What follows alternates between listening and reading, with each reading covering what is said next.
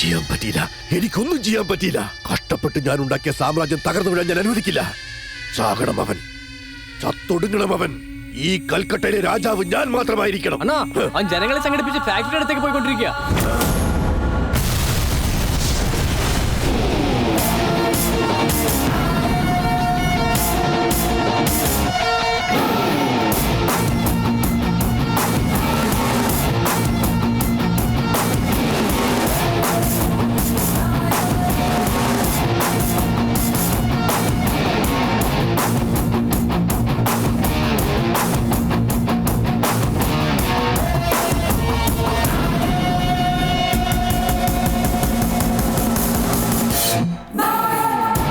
പഠിച്ചോ, നിനക്ക് എന്ത് ആവശ്യമുണ്ടെങ്കിൽ ഞാനുണ്ട്. ശരി, ബൈ.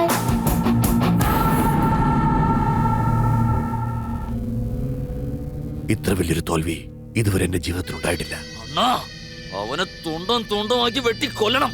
എന്തെങ്കിലും ഒന്ന് ചെയ്യണം. അവനോട് കളി വേണ്ടണ്ണ. അവനെ തൊട്ട east west north south state മൊത്തം ഇളകി വരും. നാട്ടിലെ ചെറുപ്പക്കാർ മുഴുവൻ അവന്റെ കൂടെ. അവന് വേണ്ടി ജീവൻ കൊടുക്കാൻ പോലും അവന്മാര് തയ്യാറാ. ഇവിടെയുള്ള MLA-മാരുടെയും MP-മാരുടെയും IAS-കാരുടെയും IPS-കാരുടെയും ഒക്കെ സപ്പോർട്ട് അവനുണ്ട്. നമ്മുടെ കാലിനൊക്കെ നടന്നിരുന്ന മിനിസ്റ്ററും ഇപ്പൊ അവന്റെ കൂടെ.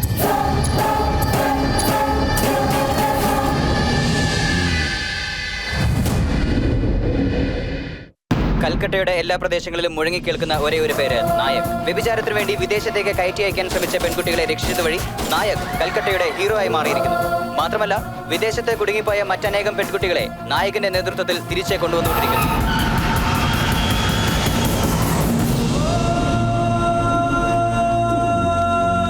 വീണ്ടും കാണാൻ പറ്റുമെന്ന് കരുതിയതല്ല. ആരാണ് ഇതിന്റെ പിന്നിൽ പ്രവർത്തിച്ചതെന്നൊന്നും എനിക്കറിയില്ല. പക്ഷെ എനിക്ക് എന്റെ കുഞ്ഞുങ്ങളെ തിരിച്ചു കിട്ടി. ഇനി ആരന്യായം ചെയ്താലും അവന് ശിക്ഷ കിട്ടും. ആൺകുട്ടികൾ ഇങ്ങനെ വേണം. ഫസ്റ്റ് ടൈം അന്യായത്തെ എതിർക്കുന്ന ഒരു ചെറുപ്പക്കാരൻ ഞങ്ങൾ നേരിട്ട് കണ്ടു. ഒരിക്കലും വരാൻ പറ്റുമെന്ന് കരുതിയതല്ല.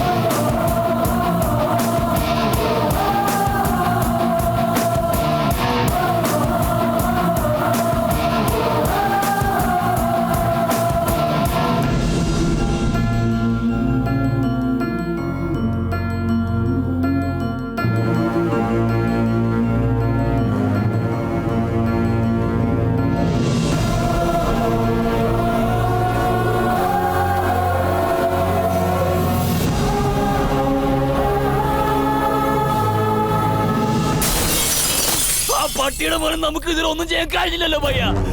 എനിക്കൊരു നിമിഷം പോലും സ്വസ്ഥതയില്ല. എനിക്ക് ഭ്രാന്ത് പിടിക്കും. ഭയ്യ എന്റെ സമ്പാദ്യം മുഴുവൻ ചെലവാക്കിയാലും സാരമില്ല. അവൻ എനിക്ക് കൊല്ലണം. എന്റെ കൈ കൊണ്ട് കൊല്ലണം എനിക്ക് അവനെ. നീ വിഷമിക്കണ്ട. ഈ ലോകത്ത് ഇനി അവനുണ്ടാകില്ല. എന്നേക്കുമായി തീർക്കും ഞാൻ. ഇത്രയും നാൾ റാവത്തിന്റെ പേര് പറഞ്ഞ് ജനങ്ങളെ പറ്റിച്ചു നടന്ന റൗഡികളെയും ഗുണ്ടകളെയും പാർട്ട്നേഴ്സിനെ സപ്പോർട്ട് ചെയ്യുന്നവനെയും സകല ക്രിമിനലിനെയും വിളിക്കുക. നായകൻ അവരെ കാണണമെന്ന് പറ.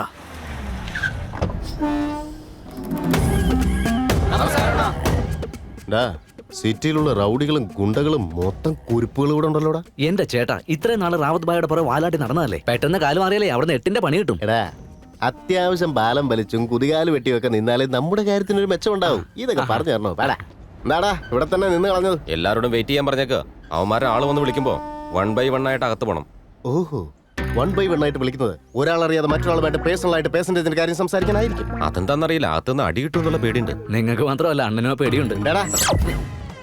ബോഡിയിൽ ക്ഷതമേക്കാതിരിക്കാനും പേടിക്കാതിരിക്കാനും ഞാൻ ഏലസ് കെട്ടിയിട്ടുണ്ട്. ഓക്കെ അണ്ണാ. സഹിക്കുന്നതിന്റെ മാക്സിമം. പെണ്ണിന് ഇത്ര അഹങ്കാരം പാടില്ല.